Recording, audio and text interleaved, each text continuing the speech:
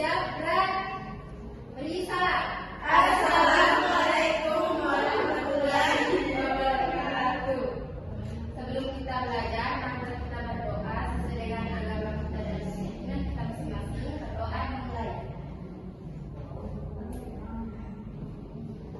Selesai.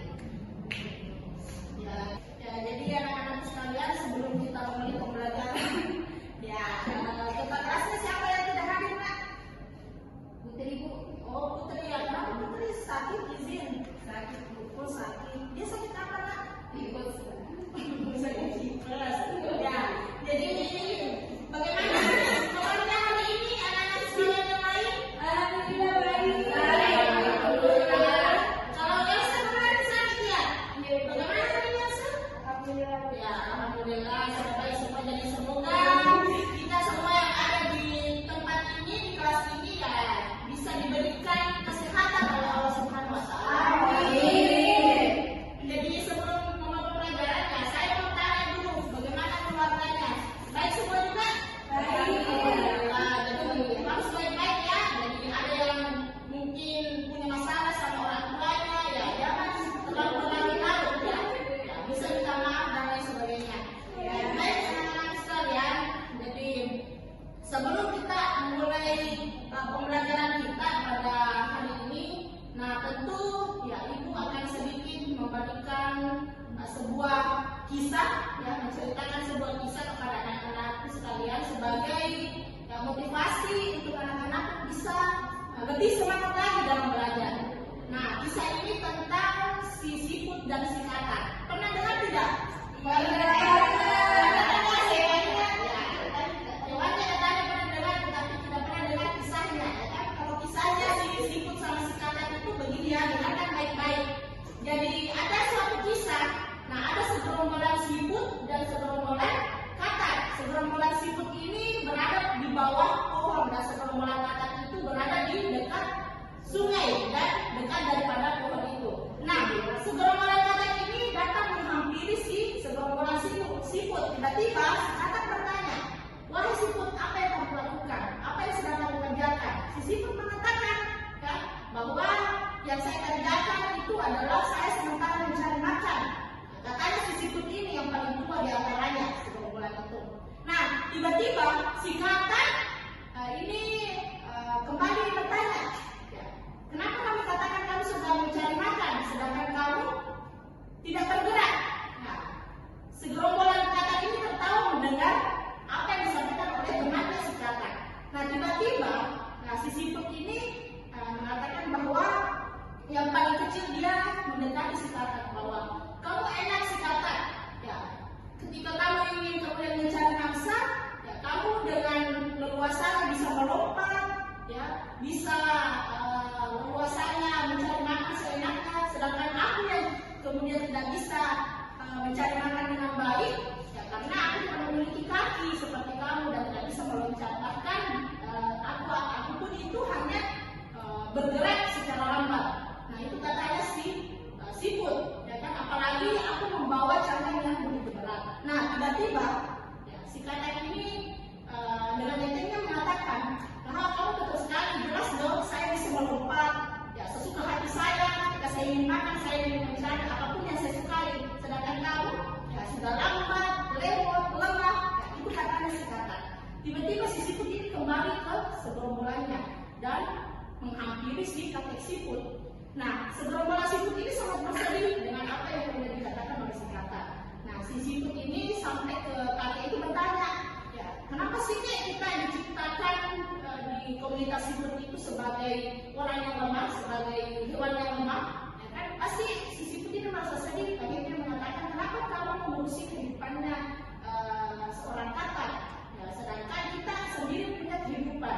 Nah, tiba-tiba si anak kecil siput ini bertanya, ya, "Kek, kenapa sih kita tidak punya kelebihan seperti si katak yang jago meloncat, ketika dia mencari makanan lalu bisa seenaknya mencari makanan dan lain sebagainya, susah dengan kita, belum lagi cangkang ini terlalu berat dan lain sebagainya." Tiba-tiba ya si kakek tiba-tiba ada kemudian datang seekor elang. Seekor elang ini ingin memangsa si siput dan si kakak. Nah, tiba-tiba si siput ini ya bersembunyi di cangkangnya. Nah, pada saat pertanyaan itu muncul, si siput sembunyikan cangkangnya sehingga pada saat orang mengambil si siput, ya dia melepaskan siputnya, ya, karena terlalu keras dia memegang cangkang itu.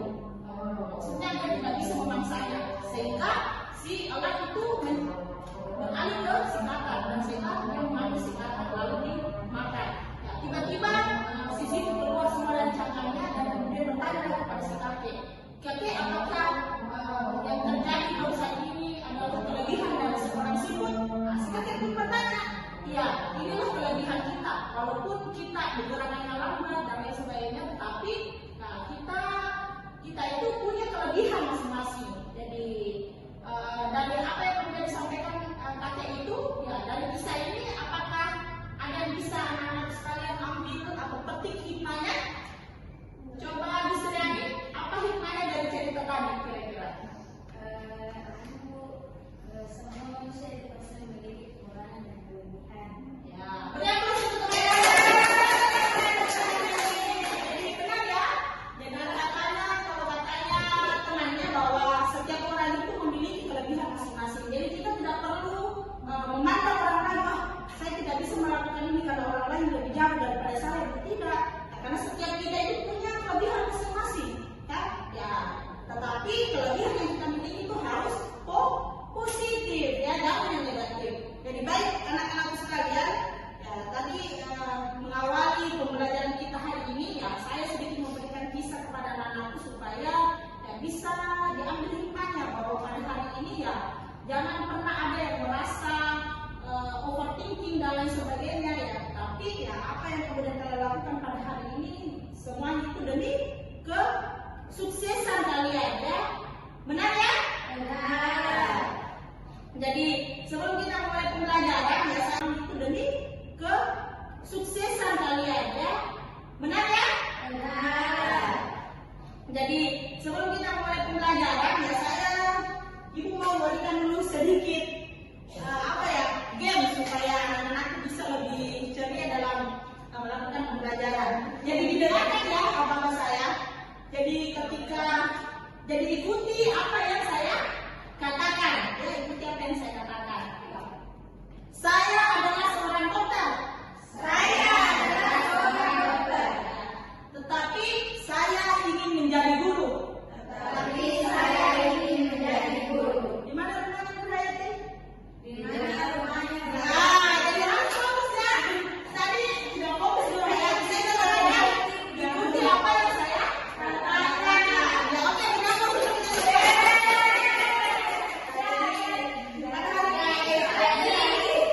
Melihat daripada apa yang kemudian dilakukan oleh anak-anak sekalian ini membuktikan bahwa kalian sudah siap mengikuti proses pembelajaran. Ya.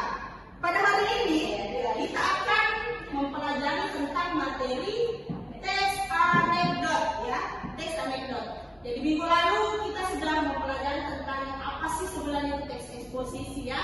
Jadi pada hari ini ya kita membuka kembali mempelajari tentang teks anekdot.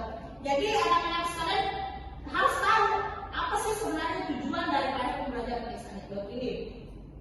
Jadi tujuan pembelajaran yang kemudian kita lakukan pada hari ini itu adalah ya anak-anak sekalian sebagai seorang peserta didik itu mampu mengevaluasi teks anekdot dari aspek makna tersirat dan mampu mengkonstruksi makna tersirat dalam sebuah teks anekdot baik lisan maupun tulisan. Jadi itu tujuan pembelajaran kita hari ini. Nah,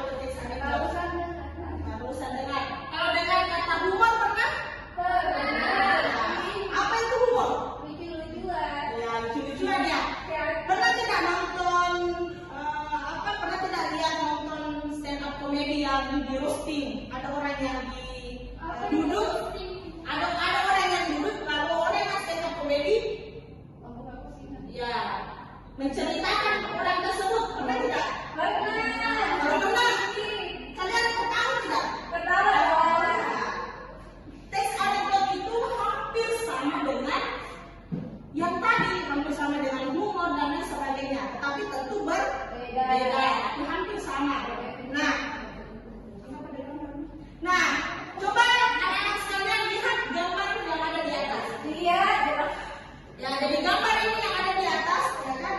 Coba diperhatikan. Tunggu ya.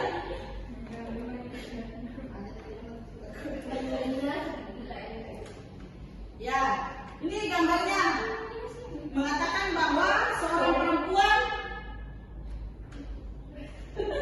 ya seorang laki-laki, dua orang yang berboncengan naik motor, ya kan? Ya, seorang laki-laki itu mengatakan di depan, kenapa kita jauh-jauhan gini, kan? Baru jawaban dari seorang laki-laki yang ada di belakang, relationship distancing. Ini apa ini termasuk apa, humor atau anekdot? Menurutnya anak-anak sekalian? Ya, benar, itu adalah humor. Ya, kalau coba saya buka ya. Lagi ini misalnya, kan ada dokternya dia katakan bahwa gimana dok, sepertinya luka dalam. Kita foto konsen dulu ya. Pakai efek sama filter ya dok buat instastory. Ya, ini humor atau anekdot? Anekdot. Salah, itu adalah humor. Ya. Jadi teks anekdot itu berbeda dengan humor. Jadi teks anekdot adalah yang harus anak-anak sekalian ketahui, cerita singkat yang mengandung unsur lelucon. Jadi cerita singkat yang mengandung unsur lelucon yang tujuannya untuk mengkritik atau menyindir seseorang. Ya, jadi bedanya cerita lucu biasa dengan cerita atau teks anekdot itu adalah, kalau cerita biasa itu hanya mengandung unsur kelucuan saja atau humor, tapi beda dengan teks anekdot. Kalau teks anekdot itu sifatnya adalah sindiran atau memiliki unsur kritik. Ya, itu bedanya ya Mas, kalau teks anekdot. Ya, adapun sebenarnya manfaat daripada teks anekdot itu, ya ketika kalian mempelajari teks anekdot itu, yang pertama adalah dapat membuat cerita lucu yang menarik, menghibur dan mengesankan bagi orang lain. Jadi perlu anak-anak sekalian juga mengetahui apa sih sebenarnya struktur daripada teks anekdot itu, ya kan? Jadi teks anekdot itu ketika kita mau menyusun ada strukturnya, ya. Yang pertama itu adalah strukturnya. Ada yang tahu tidak? Ya, abstrak. Ya, struktur pertamanya itu adalah abstraksi. Jadi abstraksi itu adalah berada pada awal, dalam artian dia adalah gambaran daripada cerita teks anekdot tersebut. Ya, sedangkan yang kedua itu adalah orientasi. Ya, jadi orientasi ini adalah bukan kalau abstraksi itu adalah gambarannya, orientasi ini adalah cerita permulaan awalnya. Paham? Ya. Selanjutnya itu adalah krisis. Jadi krisis itu adalah permasalahan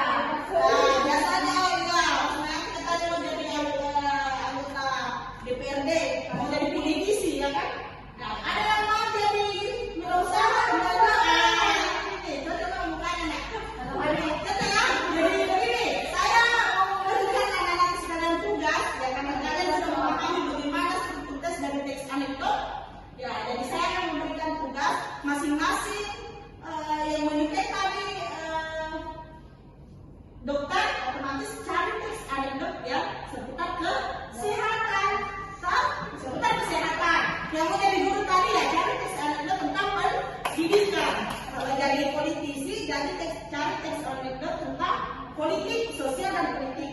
Kalau yang mau jadi pebisnis tadi ya cari tes anekdot yang tentang ekonomi, ya. Jadi masing-masing anak sekalian yang memiliki tadi apa namanya kemauan yang sama, ya bergabung dulu di kelompoknya.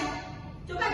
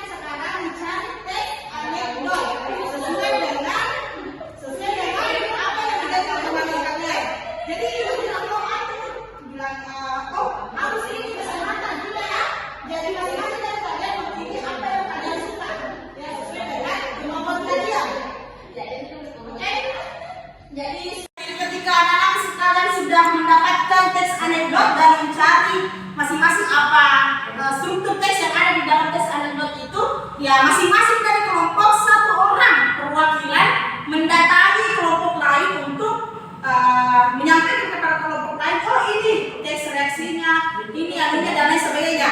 Jadi kalau kelompok politisi ke kelompoknya ekonomi ke kelompoknya pendidikan ke kelompoknya kesehatan, begitupun sebaliknya. Oke, satu orang perwakilan, silakan. Ya, oke, silakan kalian berdiskusi apa yang mana termasuk reaksi, orientasi dan lain sebagainya. Ya, silakan coba. Ya. Oke. Selesai. Jadi siapa yang bisa satu orang yang naik ke atas, yang bisa menjelaskan kelompok, mau kelompok politisi kah, kesehatan kah, pendidikan maupun ekonomi, naik di atas menjelaskan bagaimana sih sebenarnya teks anekdot yang dipahami oleh anak-anak sekalian. Coba Safitri naik. Singkat. Saya sekarang pausnya.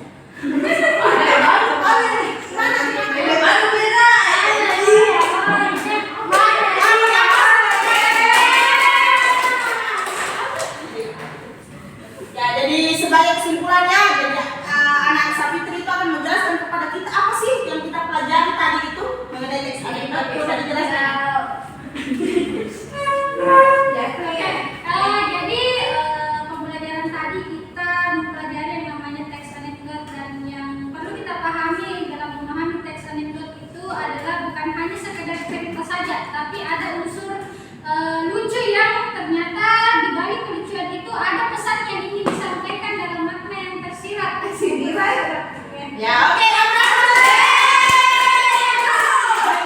jadi benar apa yang disampaikan oleh temannya bahwa manfaat kita mempelajari teks anekdot itu anak-anak sekalian bukan hanya sekadar teks biasa saja, tetapi teks anekdot itu di dalamnya memiliki unsur pesan, dan pesan itu termasuk sindiran atau kritikan kepada pihak lembaga.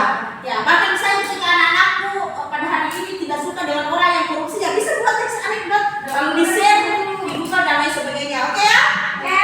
Jadi sebagai akhir pembelajaran kita, saya ingin memberikan sedikit oleh-oleh untuk dibawa pulang ke rumah. Jadi masing-masing peserta didik ya, anak-anakku membuat teks anekdot pribadi dengan melihat dari latar belakang orang-orang tertentu misalnya kan, jadi buat teks anekdot ya, atau ada yang kemudian pengalamannya gurunya, dosennya dan lain sebagainya bisa dibuat ya, sesuai dengan kemauan anak-anak sekalian, dan dibuatnya itu sesuai dengan kemauan kalian. Mau buat dalam bentuk video kah, bercerita langsung misalnya, mau dibuat dalam bentuk Canva, kan sekarang Canva viral kan, bisa jadi apa bisa.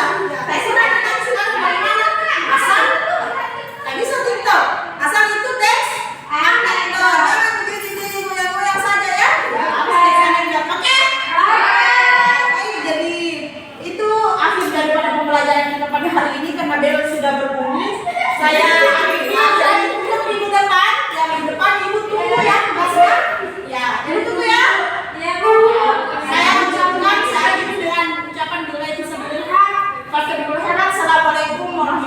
warahmatullahi wabarakatuh.